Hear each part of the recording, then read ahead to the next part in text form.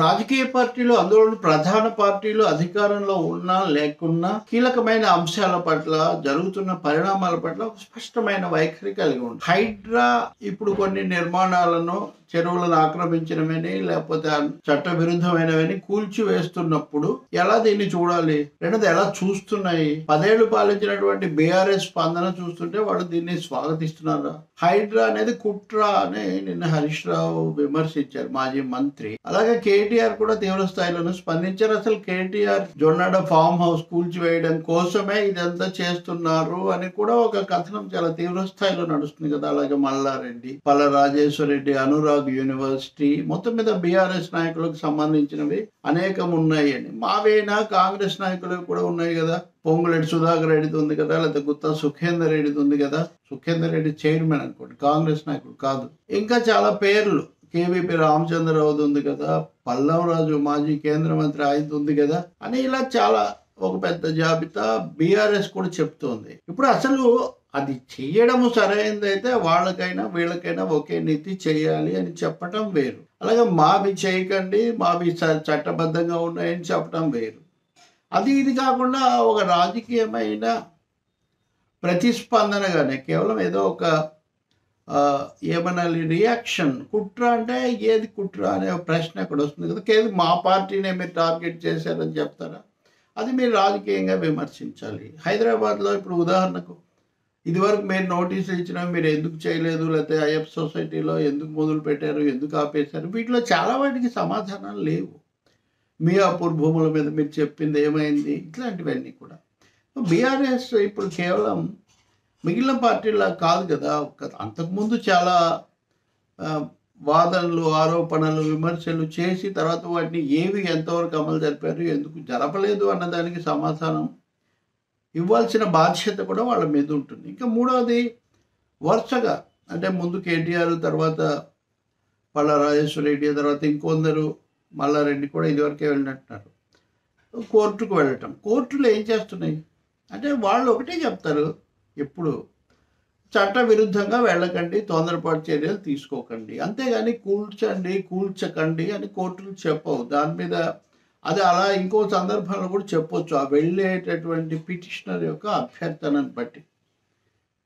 కాబట్టి ఇక్కడ కూలుస్తారా, కూల్చరా, ఎప్పుడు ఏది కూలుస్తారు అనేది చెప్పలేం. ఇప్పుడు ఉదాహరణకు ఇన్ని చేసిన వాళ్ళు తదుపరి తమది కూలుస్తారని కాకుండా ఓవైసీ కాలేజీలను కూలుస్తారని బీఆర్ఎస్ వాళ్ళకి సంబంధించిన పత్రికలు ఎందుకు రాస్తున్నారు? సో చాలా రాజకీయం ఇక్కడ నడుస్తుంది. బీజేపీ పరిస్థితి ఇంకా తమాషగా ఉంది. ఎంపీ రఘునందన్ ఏమో చాలా తీవ్ర స్థాయిలో ఆయన విరుచుకుపడుతూ దాన్ని ఇంకా అది కూడా చేయండి, ఇది కూడా చేయండి అని నాగార్జునకు కూడా సమాధానాలు వినిస్తున్నారు. ఈటెల రాజేందర్ మాట్లాడేది కొంచెం భిన్నంగా ఉంది, కిషన్ రెడ్డి మాట్లాడేది భిన్నంగా ఉంది కొంచెం. అంటే మీరే కదా అనుమతులు ఇచ్చారు అప్పుడు, ఈ పద్ధతిలో వాళ్ళు మాట్లాడుతున్నారు కాంగ్రెస్ అన్నట్టుగా.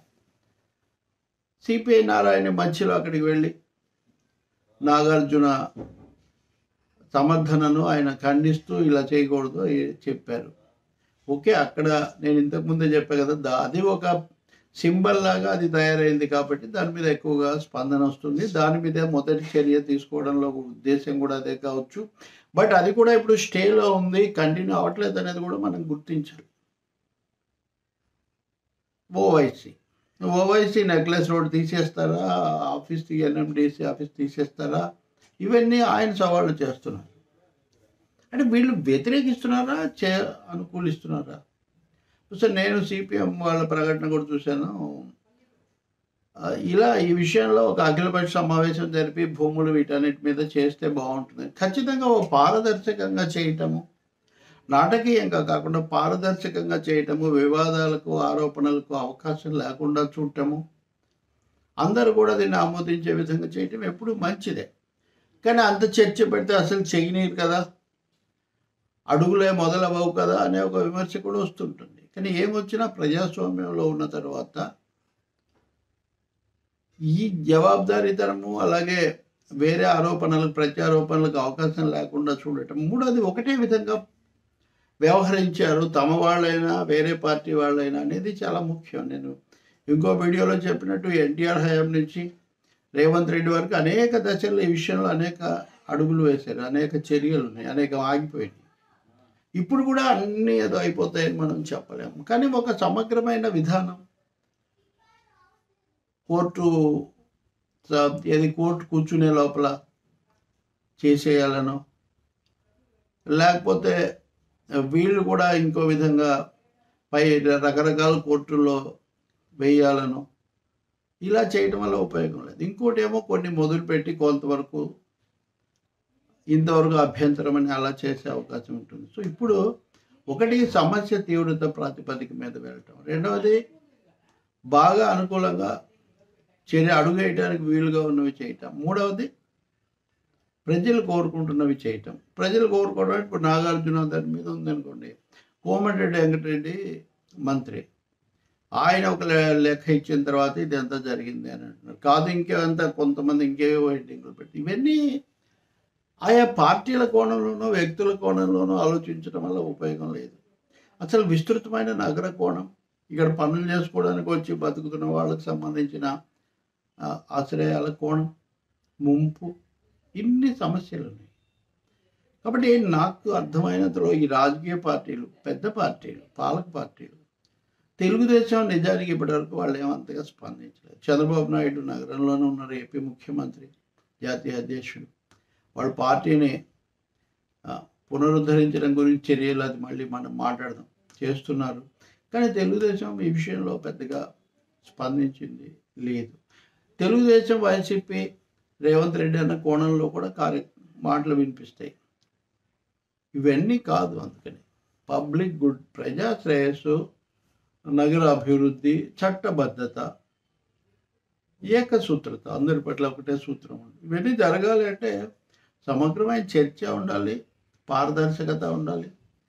చెప్పేది చెప్పి చేయొచ్చు ఒకటే విధంగా ఇలా ఉంటుంది అంటే అప్పుడు ఇంకా అస్పష్టత కూడా అవకాశం ఉండదు, ఆక్షేపణకు కూడా ఏమీ వీలుండదు. భవిష్యత్తులో అలా చేస్తారేమో మనం చూద్దాం. ఇది ఎందుకంటే ఇప్పటికీ హైడ్రా కమిషనర్ రంగనాథ్ ఇప్పటివరకు తీసుకున్న వాటి వివరాలన్నీ ఆయన వెల్లడించారు. ఇంకా దానికి సంబంధించిన రోడ్ మ్యాప్ ఏదో ఒకటి ఉండాలి కదా, వెల్లడిస్తారేమో చూద్దాం. అలాగే రాజకీయ పార్టీలు కూడా కుట్ర లాంటి ఆరోపణలు చేసేటప్పుడు కారణాలు, రెండోది వ్యతిరేకిస్తున్నారా, వద్దంటున్నారు. ఎవ్వరూ వద్దంటలేదు, కానీ అందరూ తలా ఒక విధంగా మాట్లాడతారు.